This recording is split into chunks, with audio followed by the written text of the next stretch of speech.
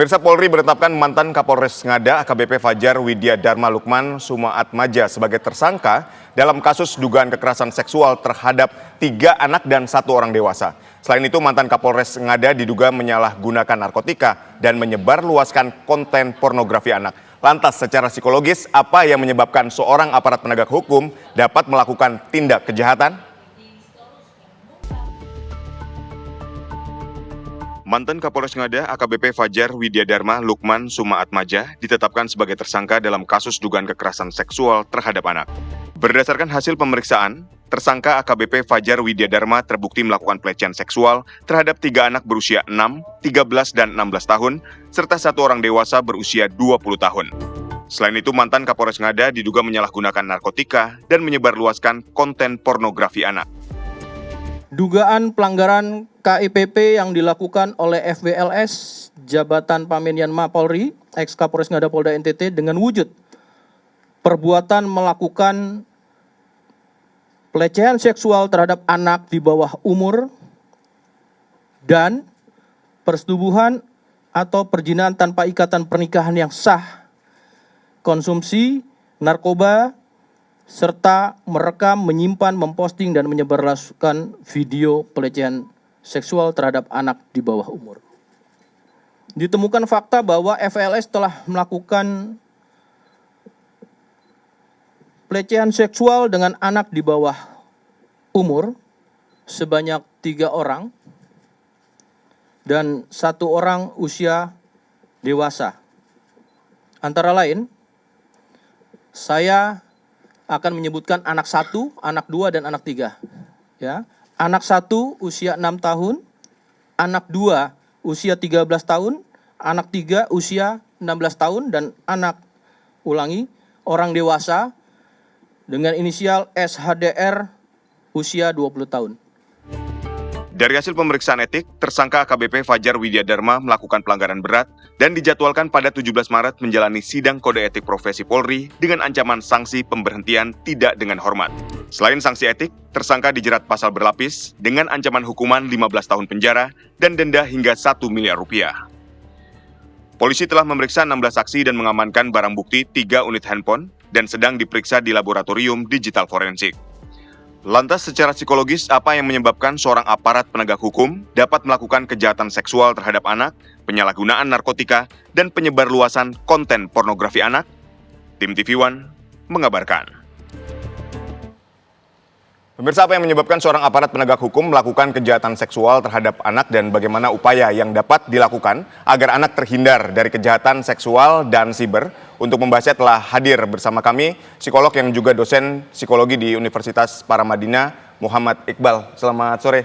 Assalamualaikum Bang Iqbal. Salam. Bang Iqbal, ini ketika kita lihat aparat penegak hukum melakukan kejahatan, tindak kejahatan yang seharusnya tidak dilakukan. Ini sebetulnya kalau kita ngomongin assessment secara psikologi, ini sebenarnya apa yang salah di sini? Ya, ini sungguh memprihatinkan ya. Saya kira masyarakat sangat marah. Ya, ini juga menurunkan citra Polri. Di satu sisi juga mengapresiasi Propam bertindak cepat. Karena saya yakin ada banyak fenomena gunung es lagi yang terjadi. Kalau sampai dia bisa berkarir jadi Kapolres, artinya dia sudah melewati tahapan yang panjang. Betul. Dan yang patut saya melihat, walaupun saya tidak mengasesmen pelaku, tapi kalau kita lihat referensi yang ada, bahwa pelaku ini patut diduga adalah pelaku pedofil dan mengalami adiksi pornografi. Karena orang yang kecanduan video porno itu seperti hewan.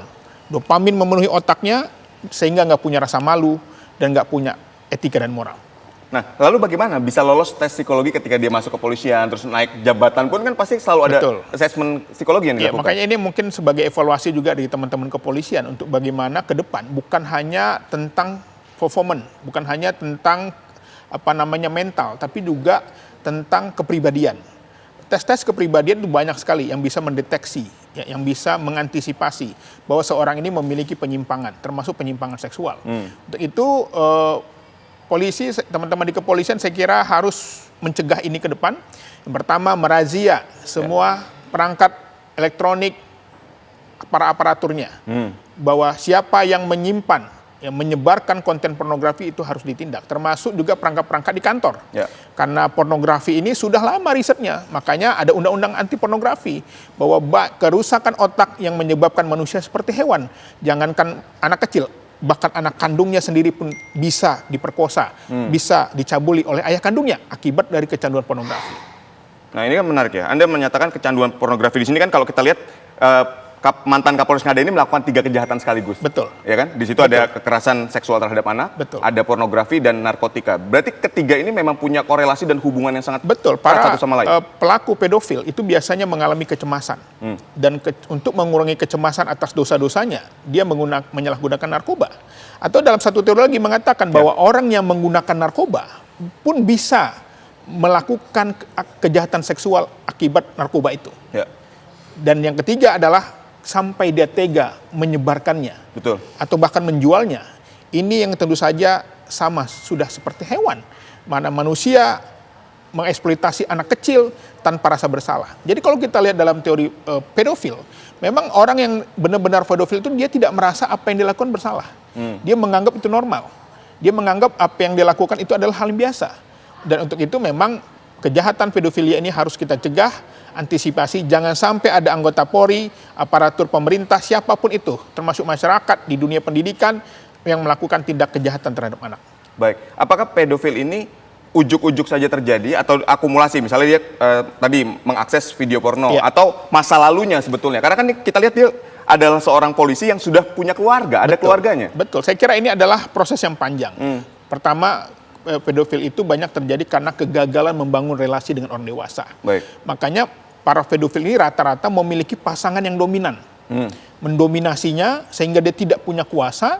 Lalu yang kedua adalah mereka menginginkan anak untuk menyalurkan bahwa dia berkuasa. Jadi rata-rata para pedofil ini adalah kepuasan pernikahannya rendah. Tidak berjalan dengan baik. Rendah. Rendah. Jadi orang yang kepuasan pernikahannya rendah ingin mencari pelampiasan kepada orang yang tak berdaya. Dan anak adalah salah satu yang orang tidak berdaya.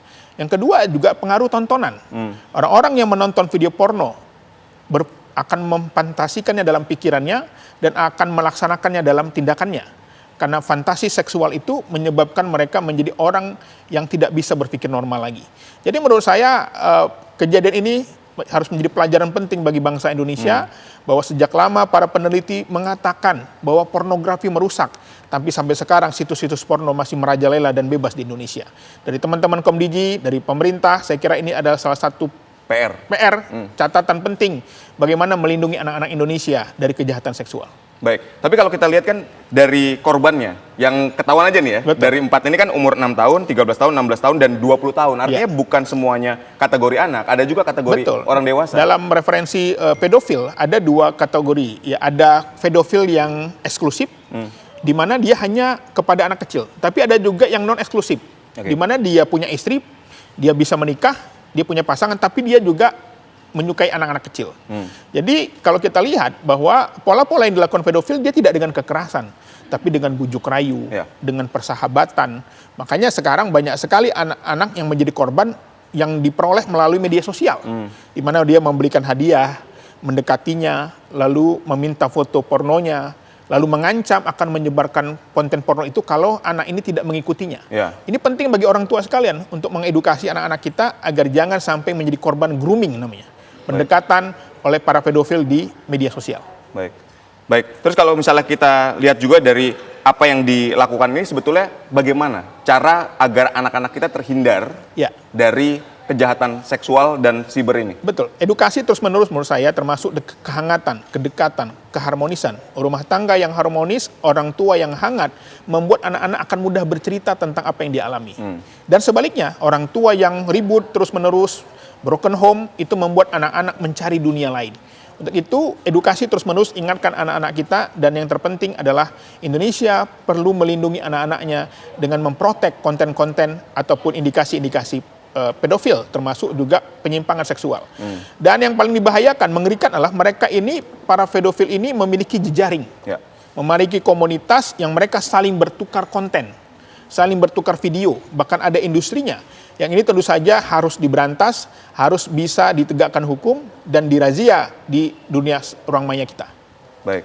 Ini kan ketika kita ngomongin pedofil ini kejahatan yang katakanlah terjadi satu lawan satu atau satu lawan banyak. Tapi kan Betul. yang menarik di sini adalah ketika ada penyebaran konten pornografi yang dilakukan. Betul. Ini apa? Ini yang Fenomena sungguh apa? mengerikan fenomena ini, bagaimana seorang berpangkat AKBP tega Betul. mencabuli anak kecil umur 6 tahun, menyebarkannya, dan lagi-lagi karena kerusakan otak, karena penyimpangan dan gangguan psikologi yang dia alami, dia menganggap apa yang dia lakukan itu tidak masalah. Dia menganggap itu normal. Disitulah penyakit dia. Untuk itu memang orang-orang seperti ini harus mendapatkan hukuman yang setimpal. Dan kalau memang dilakukan intervensi itu pun juga susah. Karena apa? Karena ini sudah memproses, karena belief system dia, keyakinan diri dia. Dia menganggap bahwa berhubungan seksual dengan anak kecil itu adalah hal biasa. Disitulah penyakitnya. Kalau berbeda dengan orang normal, makanya kalau ada orang yang berhubungan seks dengan anak kecil lalu dia merasa bersalah, dia bukan pedofil. Tapi orang yang dikatakan pedofil adalah ketika dia melakukan hubungan seksual, menyebarkan, dia nggak merasa bersalah. Di situ penyimpangannya. Betul. Ini kan karena ya itu tadi, begitu ini disebarkan dalam bentuk pornografi, ditaruh ke situs tertentu, apakah memang ini penyaluran hasrat dan kelainan seksual yang terjadi sama tersangka ini? Karena mereka nanti akan bertukar info, bertukar video. Fantasinya semakin rusak. Jadi pornografi itu mengeluarkan dopamin di otak kita. Dan kalau otak kita penuh dengan dopamin, itu akhirnya kita nggak punya rasa malu. Makanya ada perilaku incest, berperilaku seksual dengan hewan, termasuk dengan saudara kandung, ibu kandung, itu terjadi juga akibat kerusakan otak. Jadi lagi-lagi pornografi sangat berbahaya. Jangan anggap remeh dengan pornografi. Karena ibu sendiri pun bisa jadi korban, anak sendiri bisa menjadi korban. Dan ini jadi PR pemerintah kita. Baik, untuk orang yang kecanduan pornografi atau mereka bahkan yang misalnya menjadi tersangka atau pelaku seperti ini, apakah masih bisa diobati? Bisa disembuhkan? Ya tentu saja perlu intervensi, perlu rehabilitasi, perlu terapi yang memerlukan waktu dan nggak mudah. Ada dengan pendekatan farmako, dengan obat, membuat untuk mengurangkan dorongan seksualnya. Ada dengan kognitif behavior terapi namanya, untuk bisa mengubah kognitifnya, termasuk juga dengan pendekatan-pendekatan sosial dan keagamaan. Jadi saya kira ini menjadi momen penting dan pelajaran penting bagi tubuh kepolisian Republik Indonesia yang kita cintai, bagaimana ke depan jangan sampai ada orang-orang yang melakukan kejahatan atau pelaku kejahatan menjadi pemimpin di negeri ini. Baik, menjadi momentum bagi aparat penegak hukum dan semua pihak tentunya. Baik, terima kasih sekali lagi Bang Iqbal telah bergabung berdialog bersama kami. Sehat dan sukses selalu.